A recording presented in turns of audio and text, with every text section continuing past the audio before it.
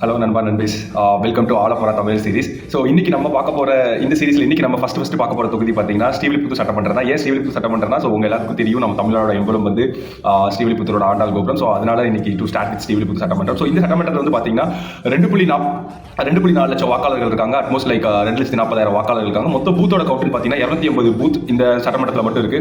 So இந்த தொகுதியில் இருக்கிற மேஜர் பிரச்சனை, இங்கே கிராமங்கள் விவசாயிகள் அதிகம் இருக்கிறனால ஸோ நீர்ப்பாசனம், சாலை, வேலைவாய்ப்பு, கல்வி, மருத்துவம், பேசிக்கா எல்லா சட்டமன்றத்திலுமே இருக்கிற மாதிரி தான். ஸோ ஓட் பேங்க்னு வந்து பார்த்தீங்கன்னா இங்கே இருக்கிற இந்த சட்டமன்றத்தில் அதிகமாக கான்ட்ரிபியூட் பண்ணுறது வந்து பார்த்தீங்கன்னா காஞ்சாபுரம், ராமசாமியாபுரம், அதே மாதிரி கூமாப்பட்டி. ஸோ இந்த 3 வில்லேஜ் தான் அதிகமாக ஓட் பேங்கை வந்து கான்ட்ரிபியூட் பண்ணுது. ஸோ பெண்கள்னு பார்க்க போகும்போது 51%, ஆண்கள்னு பார்க்க போகும்போது 49% வாக்காளர் வந்து தொகுதியில் இருக்காங்க. பிளஸ் நகர் விசஸ் கிராமம்னு பார்க்க போகும்போது நான் சொன்ன மாதிரி இங்கே விவசாயம் அதிகம்ங்கிறனால, வில்லேஜ் அதிகம்ங்கிறனால 70% வாக்காளர் வந்து நம்மளோட கிராமத்தில் தான் இருக்காங்க. ஸோ நகரத்தில் 30%. ஸோ நம்மளோட களப்பணி வந்து கூடுதலாக வந்து 70% இருக்கிற கிராமங்களை ஃபோக்கஸ் பண்ணி, ஸோ அவங்களுக்கு தேவைகளை ஃபோக்கஸ் பண்ணி நம்மளோட அவேர்னஸ்ங்கிறது வந்து நம்மளோட தாவேக்காவோட அவேர்னஸ் பண்றதுங்கிறது ஸோ கிராமங்கள் அதிகமாக இருக்கணும் களப்பணி. இளைஞர்களோட தாக்கம் இங்கே அதிகமாக இருக்கனால ஸோ அவங்களுக்கு தேவையான வேலை வாய்ப்பை உறுதிப்படுத்துறது.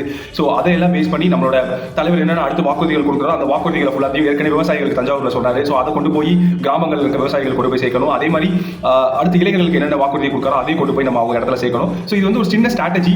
இந்த தொகுதியை ஜெயிக்கிறதுக்கு மொத்தம் வந்து 70,000 வாக்கு வேணும். ஸோ இங்கே இருக்கிற மொத்த பூத்தோட கவுண்ட் வந்து பார்த்தீங்கன்னா 280 பூத். ஸோ ஒரு பூத்துக்கு 250 பிளஸ் ஓட் நம்ம வந்து கலெக்ட் பண்ணிட்டோம் அப்படின்னா நம்ம இந்த தொகுதி ஈஸியாக அடிச்சிடலாம். பட் இந்த தொகுதி ஈஸியாக நம்ம ஆல்ரெடி அடிச்சிட்டோம். அது எப்படிங்கிறது இந்த வீடியோவோட லாஸ்ட்ல நான் உங்களுக்கு சொல்றேன்.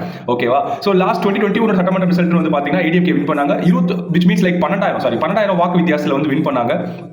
இந்த தொகுதி வந்து நம்ம ப்ரீவியஸ் வீடியோ சொன்ன மாதிரி ஒரு ஸ்விங் கான்ஸ்டியூஷன் தான். அதாவது லைக் இந்த கட்சியோட கோட்டை அந்த கட்சியோட கோட்டை இல்லாம ஸோ ஒரு இழுபடியான சட்டமன்றமாக தான் இது இருந்திருக்கு.